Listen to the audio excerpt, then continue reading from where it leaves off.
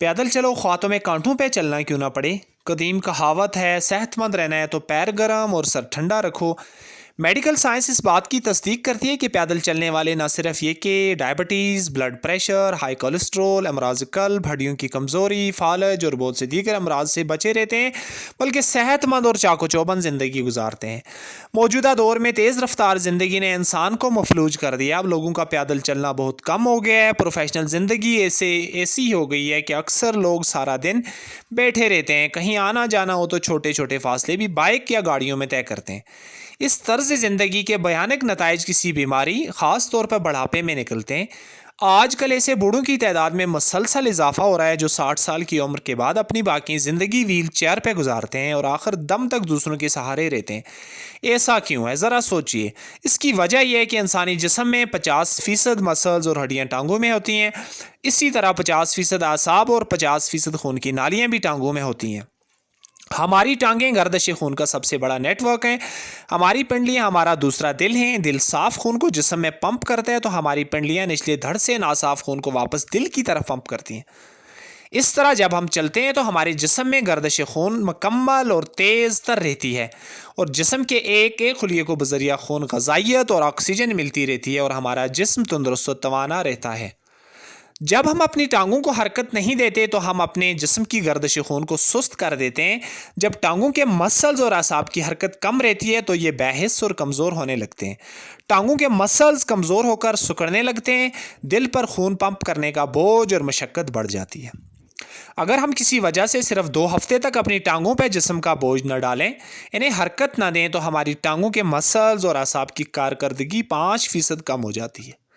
हमारे जिस्म में ग़ज़ा को तवानाई में तब्दील करने का 70% अमल हमारी टांगें और पैर ही सरअंजाम देते हैं। जब हम अपने पैरों और टांगों को मुतहर्रिक नहीं रखते तो इजाफी कैलोरीज हमारे जिस्म में जमा होती रहती हैं, जो कि मोटापे का बायस बनती हैं। कुछ लोगों की तौन निकल आती है और मोटापा इनके लिए वबाल जान बन जाता है। याद रहे कि 50 से 60 साल की उम्र के बाद मोटापा कम करना नामुमकिन है, ख्वाह आप भूखे ही क्यों न रहें। इस उम्र में पहुंचकर आपकी टांगों के कमज़ोर मसल्स आपके भारी भरकम जिस्म का बोझ उठाने के काबिल नहीं रहते। नतीजा, आप पहले लाठी का सहारा लेंगे और फिर व्हील चेयर पर आ जाएंगे। बुढ़ापे में माजूरी और मोहताजी से बचना है तो पैदल चलें, ख्वाह आपको कांटों पे चलना क्यों ना पड़े। टांगों के मसल्स के सिकुड़ कर दुबला और छोटा हो जाने के आर्जे को तिब्बी इस्तिलाह में सार्कोपेनिया कहते हैं। 40-50 साल की उम्र के बाद इसका कोई इलाज नहीं। आप लाख खुराकें खाएं, जतन करें, ये कमी पूरी होने वाली नहीं, सिवाय इसके जो मसल्स बचें इनकी कारकर्दगी बाहर रखी जाए। दूसरा भयानक नतीजा आपकी हड्डियों के कमज़ोर हो जाने की शक्ल में निकलता है। आपने अक्सर देखा होगा कि बूढ़े अफराद जब गिरते हैं तो इनकी रान की हड्डी या कोले का जोड़ टूट जाता है, जो फिर नहीं जुड़ता और इनकी बाकी सारी ज़िंदगी बिस्तर या व्हील चेयर पर गुजरती है। लिखने को इस मौजू पर पूरी किताब लिखी जा सकती है। इस थोड़े लिखे को ही बहुत जानिए, इस थोड़ी सी मालूमात की कदर करें, इस पे अमल पैरा हूँ। अगर आप सेहतमंद रहना चाहते हैं, 40-50 साल की उम्र के बाद मफलूज कर देने वाले ख़तरात से बचना चाहते हैं, तो ज़्यादा से ज़्यादा चलिए, अपने जिस्म का बोझ टांगों पर डालिए, अपने पैरों को मुतहर्रिक रखिए। पैदल चलने का स्टैंडर्ड यह है कि आप 10,000 कदम रोज़ चलें ताकि आपकी टांगों और पैरों के मसल्स मजबूत, लचकदार और ताकतवर बने रहें।